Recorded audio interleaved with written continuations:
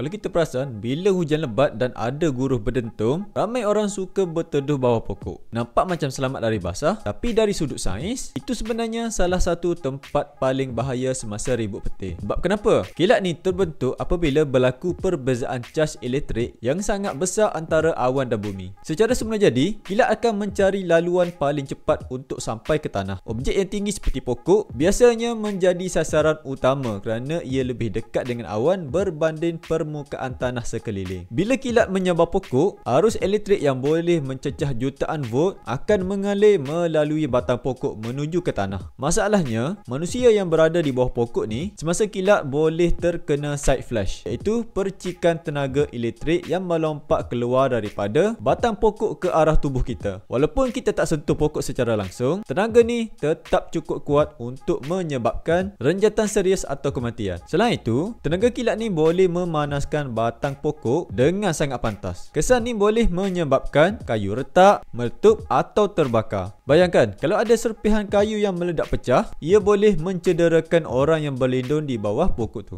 Sebab itulah, pakar keselamatan sentiasa ingatkan kita, jangan sesekali berlindung bawah pokok semasa ribut petir. Tempat yang paling selamat adalah berada di dalam bangunan yang kukuh atau dalam kenderaan yang bertutup. Dalam kereta, struktur logam boleh bertindak sebagai pelindung dengan mengalihkan arus elektrik keluar tanpa menyentuh penumpang di dalamnya. Konsep ni dipanggil sebagai Faraday Cage Effect. Jadi lain kali kalau ada hujan ribut, elakkan kita berlindung di bawah pokok walaupun nampak senang untuk berteduh.